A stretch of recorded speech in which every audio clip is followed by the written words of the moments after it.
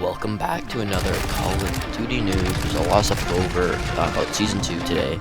So we go over like 15-16 minutes worth of patch notes. So if you want to skip that and go straight to the weapon build, a lot of timestamps in the description.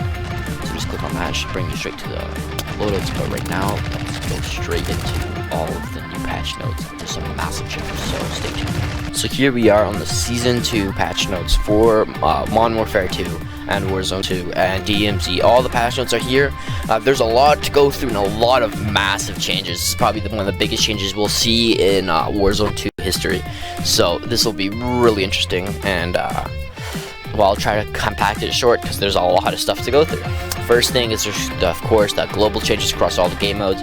Audio, they're going to be changing some stuff because PC uses channels, and sometimes people don't have enough channels and there's some audio gets cut off and it's not good. People can't hear things, so they're fixing that. Crashes, of course, they're trying to make it more stable, all your normal UI stuff.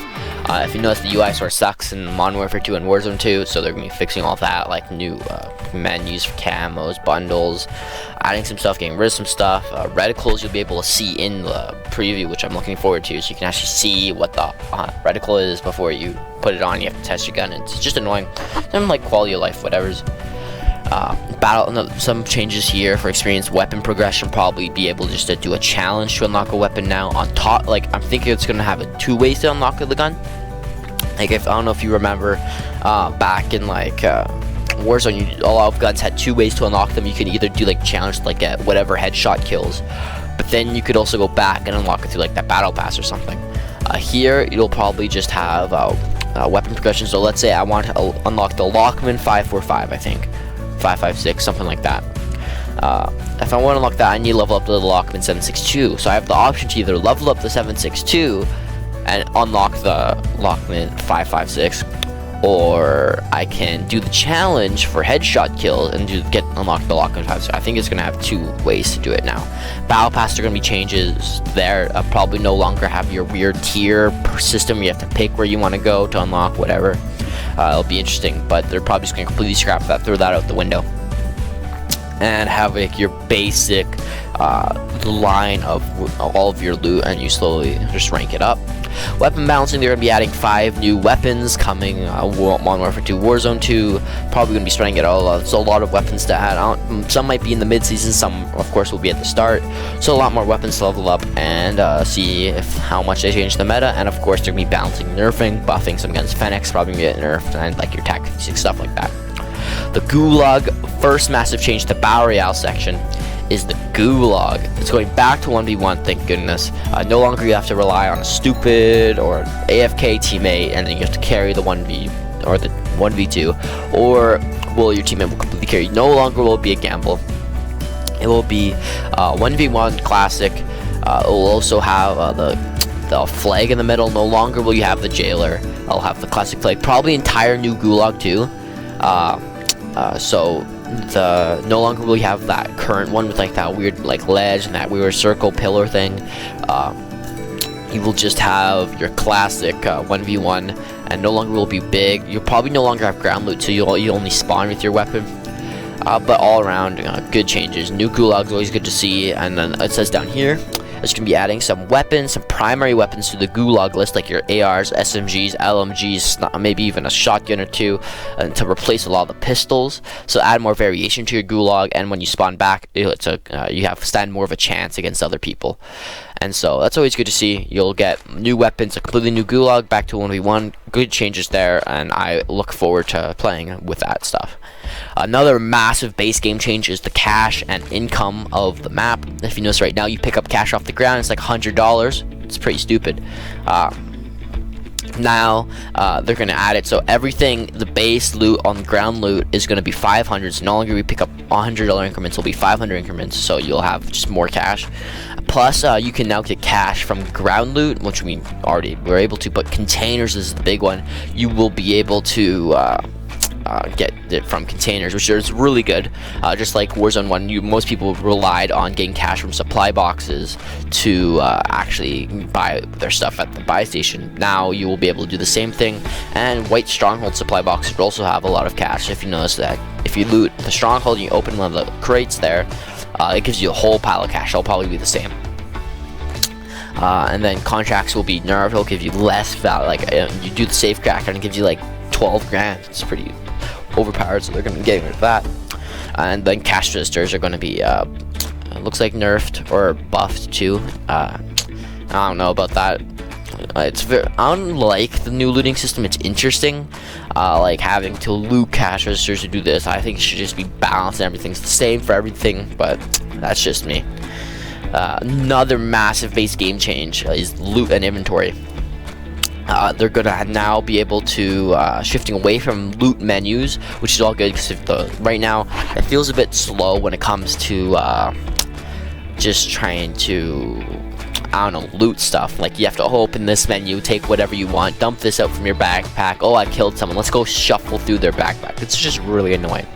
So there's gonna be some changes there. They're just gonna completely get rid of a lot of those menus and only have floating weapons. That's right, they're bringing back just classic Fortnite and like Warzone floating colored weapons, so you'll be able to see and clarify what gun it is and how good it is on the spot way faster. They're doing just navigating menus, so when you loot a cash register, for example, it's just going to dump a bunch of cash out that's hovering on the ground. You won't have to go through and just dump a bunch of cash out, so you don't have to go through the dumb menu. And then another massive change when it comes to backpacks and looting inventory and stuff. They're getting rid of medium and large backpacks completely, so everyone will only have a small backpack. And when you die with a small backpack or you kill someone with their stuff in their backpack, you don't have to, they don't drop a backpack. They just squirt or like splurt all their stuff out, and it's just everywhere. And like it'll be hovering on the ground, it'll be everywhere, just like in Warzone 1, just like in Fortnite, just like in PUBG, just like every battle royale, just be everywhere, so you can pick it up super fast and you won't be sniped while trying to shuffle through a backpack. Also means that you'll have less space to hold a lot of stuff. No longer will you be able to carry a third weapon on you. No longer will you be able to have extra medical supplies or kill streaks. It'll be more balanced all around, and I like it. Another massive change is loadouts. Loadouts has been a staple of Warzone, and that's sort of what makes Warzone different from other battle royales, is that you're able to have a fully custom weapon tuned to you to bring into the battle royale and be able to play with it and truly play at your best with your best weapon. It's a great staple, but they really almost try to get rid of Warzone loadouts in Warzone 2, and they got so much backlash from it, so they're bringing a lot of it back. And yeah, they acknowledge that it's a key part of Warzones, and then they're going to be in the pursuits. They're going to have a bunch of stuff to it. So first major change is that they're going to be changing the price of load drop markers. A lot of people don't even know they brought back load drop markers. They sort of did under the radar, but no one really bought load drop markers because it's customizable. You can't customize your perk, so it's no point of getting a perk if it's like barely does anything. And you can just buy your entire primary weapon separately for like a quarter the price, especially when like a loadout's like what, 8,000 in solos for the loaded drop marker, but it goes up by 8,000 every player you end, so it's like 32 grand to get your loaded drop marker in squads. So that's just completely ridiculous. Get that out of here. There's just gonna be like, my guess is they're gonna be lowering it to like 10-15 grand. So my guess is have like a universal price. Another massive change will be customizable perk packages. Finally, something I didn't even think we needed to ask for, but here it is. They're adding it.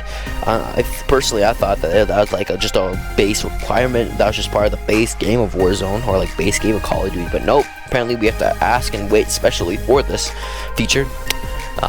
But we'll have customizable perks now. They're going to be getting rid of a lot of the main or like the new perks and the big ones that like cause like game breaking bugs and stuff like that. So to just make it more balanced, so you'll have all your classic double time, scavenger, or just a double time, overkill, ghost, all of your main ones, but they're getting rid of a lot of the other new ones that feel a bit overpowered, and like in your infinite UAV, your infinite self-revive, stuff like that, they're going to be getting rid of. So that will be quite interesting to see and quite valuable. So just increase the price or increase the value of loadouts and your perks now, so you actually get them. Primary weapons will still be in buy stations, but they'll be more affordable now, like as if they weren't affordable already. Like now it's going to probably be like 2 grand for your loadout or your main primary weapon, which will be always good to see. Load drop markers will be greatly nerfed in price, and Another big thing is that they're going to be adding free loader drops. If you notice right now, there's only one free loader drop in like the middle of the map. Like a plane just drops out a bunch of universal loadout drops, and then that's that in the middle of the game. Now they're going to change that, and they're going to have those loadout drops. Probably you're going to have individualized loadout drops again, which is always nice. So you'll have a personal loadout drop for you or for your team, and there'll be like a few there, so contested with like a few other teams. You actually have to fight for your loadout. But like just like Warzone 1, we'll have probably the same loadout system like there. But just like in Warzone 1, if you notice, we had 2 loadout drops. One at the first zone, at the first zone, which is really quick. You can get your loadout right off the bat most of the time, which was always good. And the second thing was to, if you notice in end game at 5th zone, you'll be able to get, there'd be a second loadout drop, which was really hard to get, but a really good regame. They're bringing that back. They're gonna have 2 loadout drops now. So all around, you'll be able to get your loadout easier, buy your weapons better, have more perks. All around, massive changes, bringing it way back to Warzone. It actually might be easier to get your loadout in Warzone 2 now compared to what it was in Warzone 1, considering that you can buy primary weapons from buy stations now. So all around, I think that's a pretty big change, and will change everything now. And I think that's really good, and also encourage more people to level up their weapons. Some more changes: 3 plate armor vests, a change that no one really asked for, but we got anyways, to be able to pick up a 3rd plate of armor, which was pretty dumb. You should spawn with 3 plates of armor, which is exactly what they're doing. They're just completely getting rid of the 3 plate armor vest. And now, when you spawn into the island, or when you first drop, you will have 3 plates of armor, or 3 spots to put armor in already. I don't know if that means, if you notice right now, you spawn with 2 plates of armor and only 2 slots, but you get an extra 2 in your backpack. My guess is they're going to change that, so you spawn with 3 plates already in, and have 3 spots for armor plates, but you only have, but you don't have any in your backpack at the start. That's my guess. But that'll be great, because no longer will someone have an extra plate and more health, an extra 50 hit points of health than you, just because they got lucky. So that's why you can see movement. Another big change. They're not going to be changing anything really movement based. Everything's still going to be the same. But they are going to change your plate movement speed. A lot of people noticed when they first got into Warzone 2. It's hilarious watching that, like all the professionals played together on the very first beta day on LAN. It's hilarious because all of them got shot. They'd all run to cover, start playing while running, but they would just immediately stop in their tracks while trying to plate. Because the plating speed is stupidly slow, like walking, crawling pace. So you're going to be changing that so you can actually like almost sprint, run. It's going to be slightly slower, but like not stupidly slow. You'll be able to like burst through a door and stuff like that.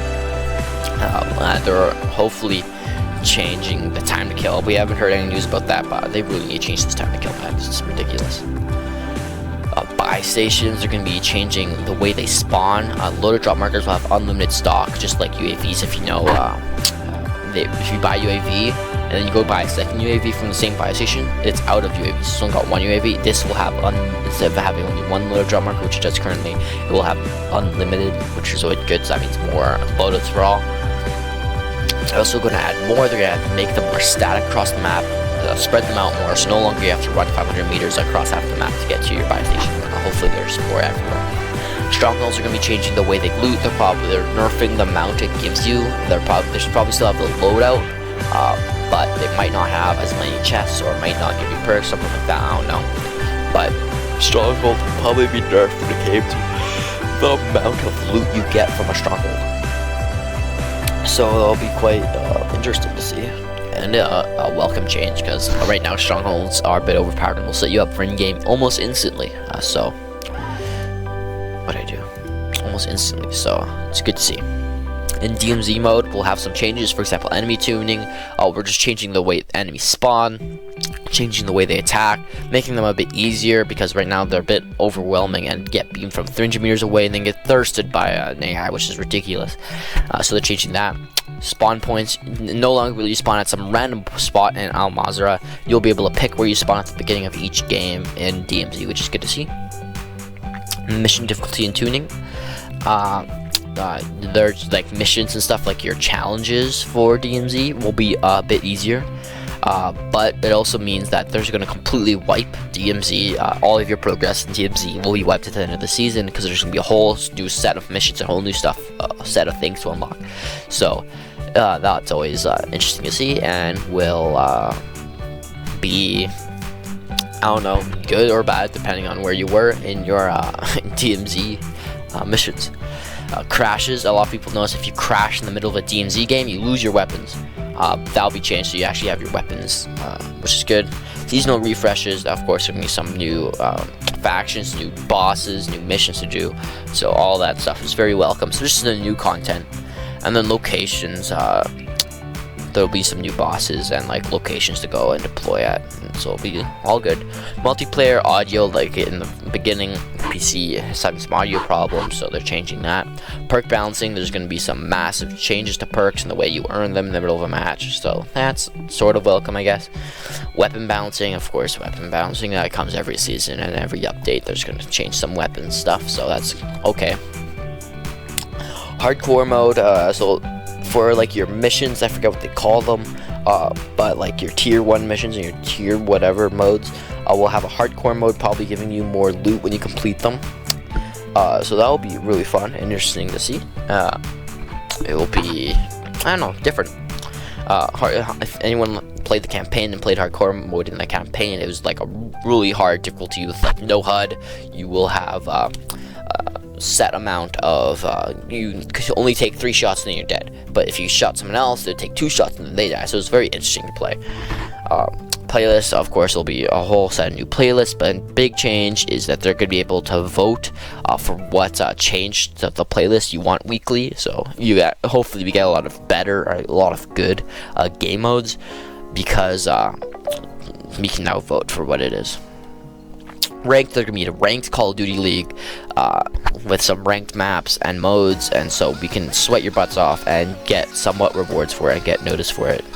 But again, this will be skill-based matchmaking, so watch out there. Looking ahead, this says some changes that they're hoping to do. They're going to be adding, there'll be more information coming out soon about the new Resurgence map. About next week, we'll have like some pictures of the map officially, make the trailer for the new map, which will all good to see. Looking good to have Resurgence again, have some faster paced games where death isn't really a big toll to you, and we'll end the game where you can just respawn constantly, constant fights. You know, really what this really does is allows new players to get into a lot more fights and get better at the game quickly.